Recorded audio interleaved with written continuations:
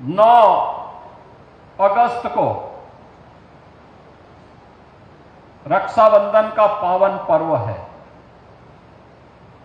और रक्षाबंधन हमारे यहां सनातन धर्म की परंपरा में एक पुरोहित के द्वारा एक यजमान के हाथों की यजमान के लिए, एक बहन के द्वारा एक भाई के लिए एक पवित्र सामाजिक बंधन के इस आयोजन के साथ हम जुड़ने जा रहे हैं। याद करिए, पर्व और त्योहारों की एक लंबी श्रृंखला सनातन धर्म की परंपरा में हम सबको इसकी गहराई, इसके महात्म, इसके सामाजिक और आध्यात्मिक महात्म की ओर हम सबका ध्यान आकर्षित करते हैं। भाई बहन के बीच संवाद और संपर्क कैसे होने चाहिए, एक पुरोहित का यजमान के प्रति दायित्व क्या होना चाहिए,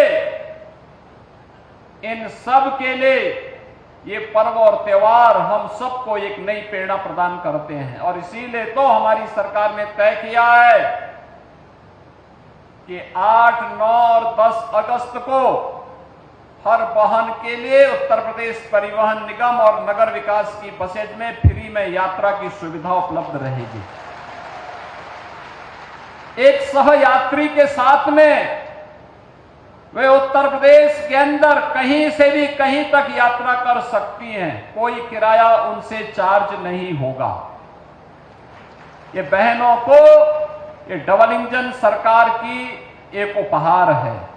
आज वही जिला मुख्यालय का उपहार देने के लिए हम संभल नगर को आए हैं। बहनों और भाइयों, संभल की घोषणा हुई थी 2011 में। पिछले 14 वर्षों के पास संभल के पास अपना जिला मुख्यालय नहीं, पुलिस लाइन नहीं। हमने 288 करोड़ पुलिस लाइन के लिए यहां स्वीकृत किए हैं, काम चल रहा है।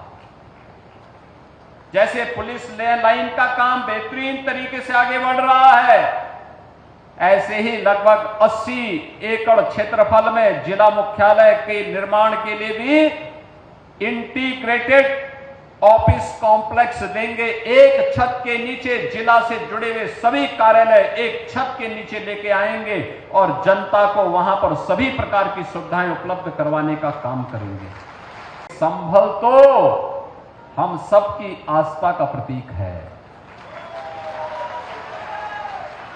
हरि और हर यानी विष्णु और शिव दोनों का जहां पर एक सामूहिक रूप से दर्शन हो सकते हो, वही है हरिहर। भगवान विष्णु का 10वां अवतार इसी संभल में हमारे पावन ग्रंथों ने माना है। बहनों और भाइयों, कुछ लोगों को यह विवादित विषय लगता होगा, क्योंकि जिनकी पृष्ठभूमि ही विवादित है, जिनका पारिवारिक पृष्ठभूमि ही विरासत है, उन्हें हिंदू परंपरा में विवाद नजर आता है। लेकिन यह विवाद का विषय नहीं हो सकता है, यह विवाद का विषय नहीं हो सकता है। यहां पर जब संभल की हम चर्चा करते हैं तो बहनों और भाइयों, यह हम सबका और दुनिया का ध्यान आकर्षित इसके माध्यम से हम सबका हो जाता है। आपने इस बात को देखा होगा कि संभल की चर्चा जो सबसे प्राचीन पुराण है, श्रीमद् भागवत महापुराण, 5000 साल पहले रचा गया था। भगवान वेदव्यास ने महाभारत युद्ध के बाद उस समय की शांति के लिए, मुक्ति के लिए जिस महापुराण की रचना की थी, वह श्रीमद् भागवत महापुराण है। स्कंद पुराण विष्णु महापुराण, इन सब में यह उल्लेख है। चिल्ला चिल्ला के हमारे पावन ग्रंथ इस बात का उल्लेख कर रहे हैं कि भगवान विष्णु का 10वां अवतार कल्कि में होगा। स्कंद पुराण ने तो इस बारे में कहा है कि सत्य सत्यव्रतो नाम त्रेतायाम च महदगिरी द्वापरे पिंगलो नाम कलो संभल उच्यते। यानी संभल ये कलयुग का नाम है। अलग अलग युग में अलग अलग नाम थे। सतयुग में सत्यव्रत, त्रेता में महदगिरी, द्वापर में पिंगल और आज सांभल यानी संभल हो गया।